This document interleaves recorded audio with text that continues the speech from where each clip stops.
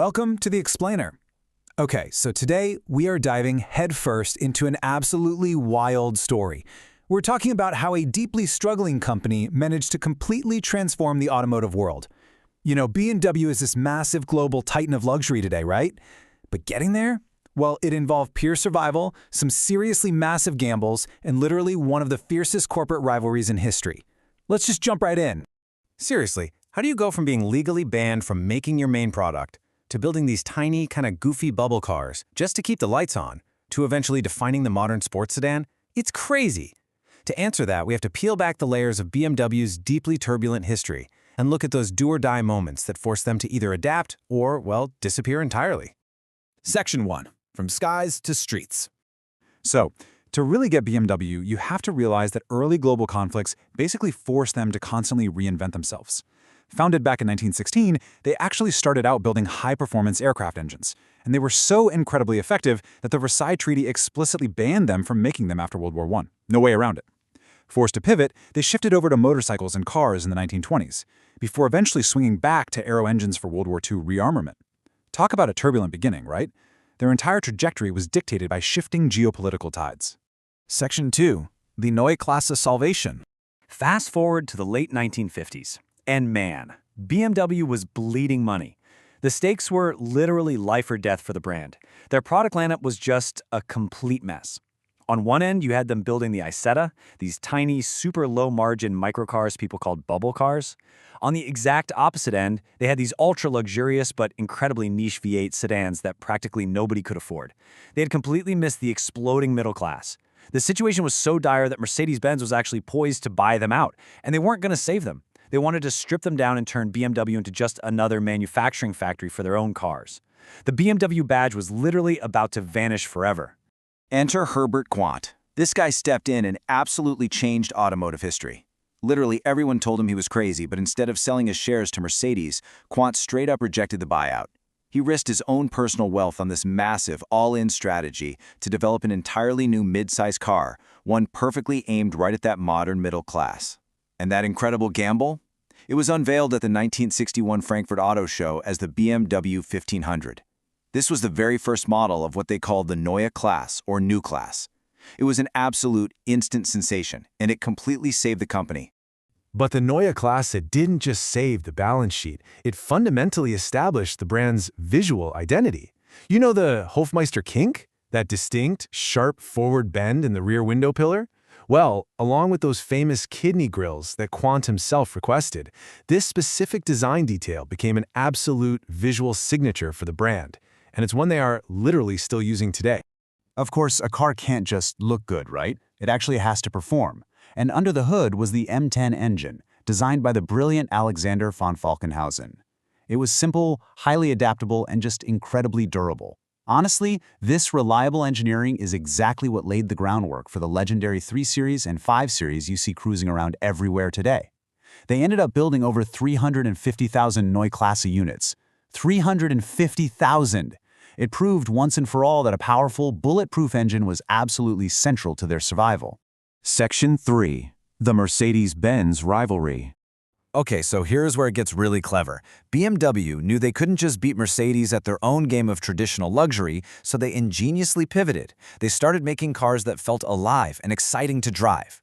Think about it like this. Mercedes was kind of like a luxury mansion. Large, super comfortable, very focused on perfection and status.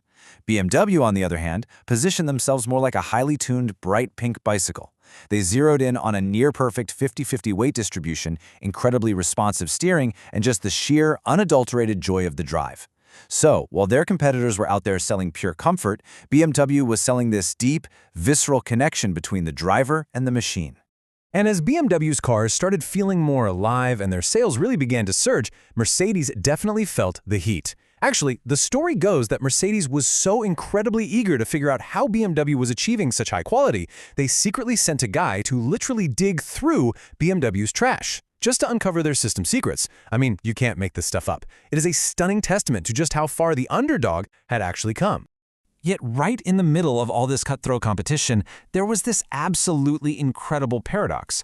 The great irony of this whole auto war? The Quant family actually ended up owning significant shares in both BMW and Mercedes-Benz at the exact same time. It's literally like owning two fiercely rival sports teams and just watching them battle it out on the field. But honestly, this totally bizarre dynamic ended up benefiting all of us because their fierce competition to constantly out-innovate one another directly resulted in faster, safer, and just universally better cars, including some huge advancements in vehicle safety and crumple zones. Section 4. Ultimate Driving Machine. So enter Bob Lutz, BMW's Executive VP of Global Sales, alongside the ad agency Ammirati and Perez. Together, these guys crafted what is arguably the greatest automotive slogan ever written, the ultimate driving machine. It is just so good. This bold, super simple slogan basically weaponized BMW's deep engineering focus into an emotional promise. And it's a promise that has lasted for over 45 years now. They weren't just saying, hey, our car is good. They were declaring a total, uncompromising commitment to pure driving pleasure. But, the real genius was in the execution. They rolled this out everywhere. They produced these highly dynamic TV commercials with sleek cars navigating really challenging racetracks. They ran minimalist, high-impact print ads in upscale magazines. They even went as far as creating performance driving schools and completely retraining dealership staff to sell the actual thrill of the drive. By aggressively aligning every single customer touchpoint with that specific thrill, they created this remarkably cohesive brand experience. Now let's talk numbers for a second. $48.5 billion. That is BMW's brand value in dollars as of 2023. It's just a staggering figure, and it proves that this was undeniably one of the most successful marketing campaigns in history. I mean, think about it. They took a company that was once barely surviving by building niche little bubble cars and transformed it into the world's most valuable automotive brand. We're talking over 2.4 million vehicles delivered worldwide in 2023 alone. But here's the thing. Marketing only works if the product actually delivers. And boy, did they have the incredible mechanical engineering to back up every single word. Models like the perfectly balanced M3 and M5, they became absolute icons. They were rolling proof that the ultimate driving machine was never just some catchy slogan for a billboard. It was a deeply ingrained, fundamental corporate philosophy. Section 5. Driving into the future.